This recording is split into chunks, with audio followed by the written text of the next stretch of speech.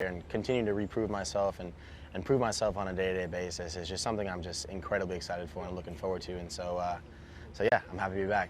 What did you do this off-season to try to get to the next level in your career? What did you work on specifically?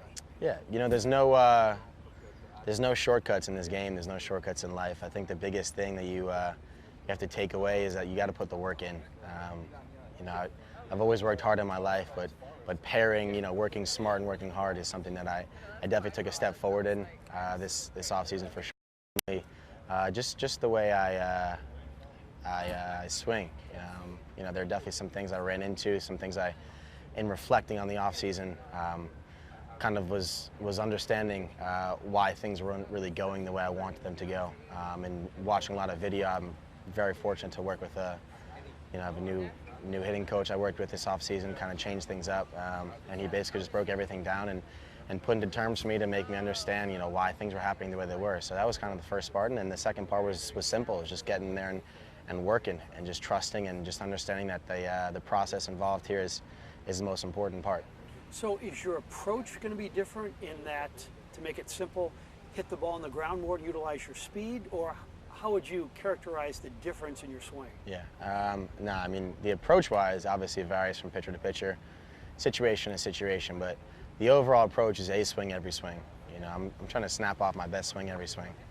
Obviously trying to reel it in at times in bigger situations when you might need to just simply put the ball in play or maybe move a runner. Of course, we're going to reel it back a little bit, but 90% of the time, I mean, it's a swing every swing. So just again, finding a slot for me in my rhythm and my timing that allows me to snap off my A swing is just what I worked on nonstop. And little things here and there that I kind of keep to myself. I'd rather go out there and show and play as opposed to explain why. The biggest thing I learned this offseason is I'm a how guy, not a why guy. I'm not going to sit back and explain to you why I do stuff. I'll just go out there and show you how I do it. So it's the biggest thing. How do you view the competition? Quite a few outfielders battling for spots. How do you see that? You're always playing yourself in this game. Obviously you're playing your opponent. You're playing the opposing pitcher and his respective pitching staff and whatever they're doing out there. But mainly you're always playing yourself, your own demons, your own process, whatever it may be that you kind of deal with on a day-to-day basis in season. Obviously there's talent everywhere. There's not even within this organization, there's talent everywhere. So I don't ever shy away from competition. I never have. I'm just going to go out there and take care of my business, be a good teammate, and just see how it all shakes out for me.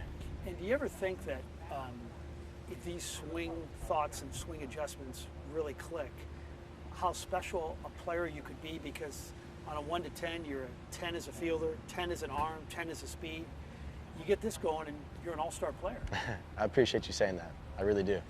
Yeah, no doubt. I think at times, again, like I mentioned, you tend to find yourself playing yourself at times. It's hard enough to play your competition, hard enough to face the pitcher, it's hard enough to face the pressure of every situation, but at times, you find yourself also playing yourself, and that's just going to lower your odds even more for success. I think I did that a lot last year, and just kind of dealing with that, reflecting from it, growing from that experience is what's going to propel me moving forward.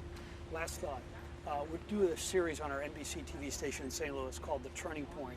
The turning point in an athlete's life, like one moment or maybe a time period where if this doesn't happen, I'm not where I am today. Everybody's got a turning point. What would roughly yours be, I mean, yeah, no, that's an interesting question. If this doesn't happen, you're not here. Yeah, I mean, that's definitely true. What would I think the turning point in my career was really kind of getting the opportunity to play at the University of Florida. I'm from New York City. New York City baseball in New York, and even in the Upper East, corner of the country really isn't.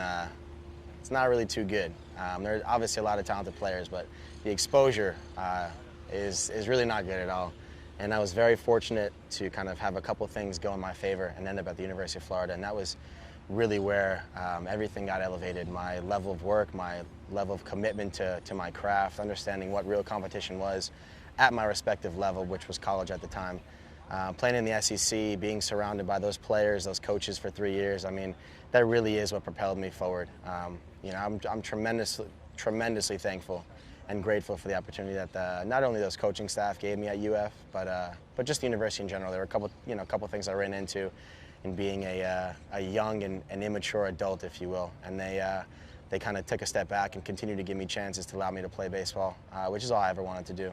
And I think that they recognize that, I do come from a good family, and they wanted to give me a second chance. So, the University of Florida is just very special for me. And I never took a single day granted there, and that's kind of what, again, allowed me to kind of play at that level and get exposure and be drafted to the best organization in baseball. So if you went to St. John's, where would you be today? That's a good question. I didn't go to St. John's. I don't know. I don't like to play that game, because your mind can wander, and I definitely have thought about it at times. But I think keeping that so close to my heart and understanding how grateful and thankful I really was to be on that campus just on a day-to-day basis, it did allow me to kind of understand that you got to make the days count, and I definitely did. After 3 years, make every single day count there, and yeah, I'm just very proud of the body work I put there.